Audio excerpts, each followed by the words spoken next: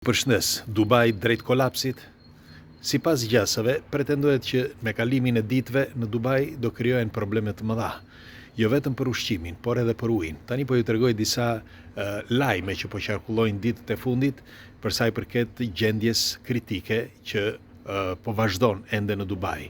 Për ata që nuk e din, Dubai ka rreth 3-4 kompani shumë të mëdha që përpunojnë ujin dhe 90% e ujit të Dubait kthehet në ujë të pishëm. Pra, kryesisht 90%, sepse vetëm 10% ujë ka në Dubai, pra ai ujë që ne marrim për shembull këtu në për apo në dyqane apo edhe të sjella nga me transport. Kurse 90% e ujit në Dubai, siç u thash, bëhet me anë të përpunimit. Dhe pse mund të ndodhë kjo? Tani po ja u tregoj. Si gjithmonë, kush është rastisht dhe nëse nuk e ka brende, bëjni like faqes dhe videos të shihemi sërish dhe faleminderit që jemi për bashkë.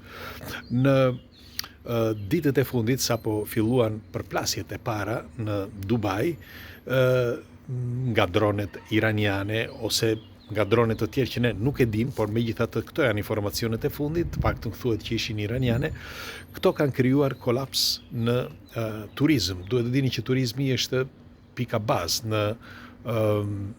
në Dubai.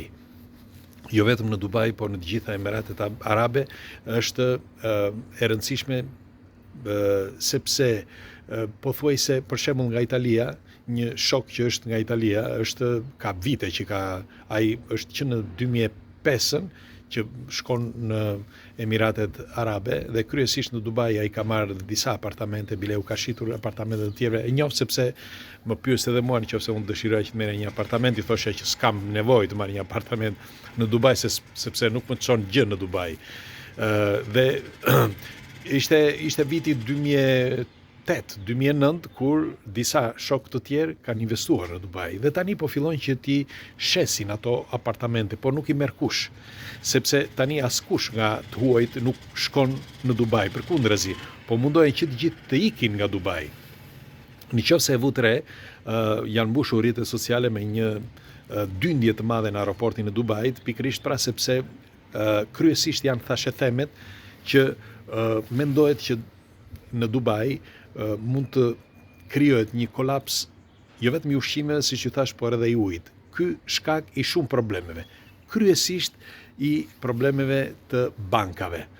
Tani dikush nga ju do thotë pse ç'lidhje kanë bankat? Bankat janë kryesorja, sepse me anë të bankave lëvron paraja. Nëse nuk kanë para, si do punojnë për shembull këto kompanitë që kanë ujin?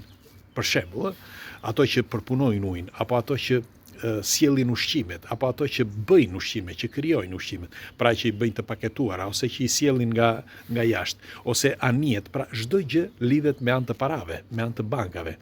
Njëkohësisht, një bllokim i tillë, pra i kësaj lëvizje që po ndodh, mund të krijohet edhe, me fjalë është krijuar nga këto përplasjet që janë bërë, sepse njerëzit kanë frikë dhe nuk ka lëvizje.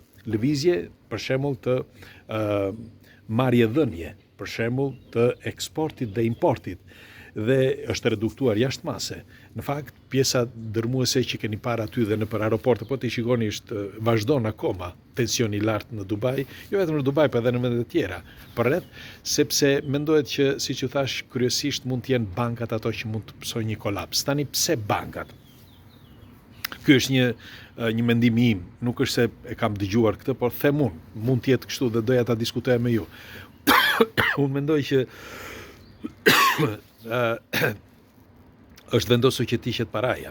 Dhe kjo do krijoj probleme, sepse paraja cash, siç e kemi thënë, do hiqet dhe do ketë pak, nuk do të ketë një problem kaq të madh, disa e bëjnë problem të madh. Pse?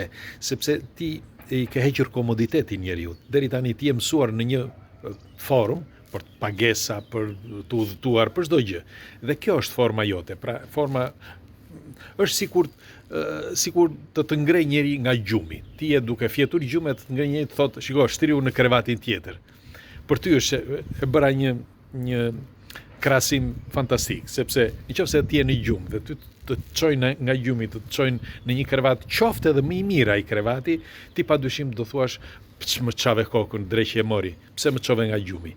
Dhe ndonse ai krevat, me fjalë, nëse unë them që shkon atë krevat tjetër, kam bler një krevat tjetër, ndonse ai krevat është më i mirë dhe ta kam bler unë prapë se prapë ti acarrohesh sepse unë të ngrita nga gjumi. E njëjta gjë është kjo periudhë tani që po ndodh me njeriu, sepse pretendohet që të gjithë këtë lëvizje që po bëhet për shumë arsye. Pra e para një që është lëvizja me fjalë shkëputja totalmente e paras kesh për tu bërë gjitha virtuale. Siç e kishim thënë vitin e kaluar, që se e mbani mend keni këtu video sa të doni, që kishim thënë që në vitin 2026 do vihet në qarkullim paraja virtuale e Bashkimit Evropian, pra euro, ka filluar. Dhe e njëjta gjë do të ndodhë edhe me dollarin, por duhet të dini që dollari është rreth 70%.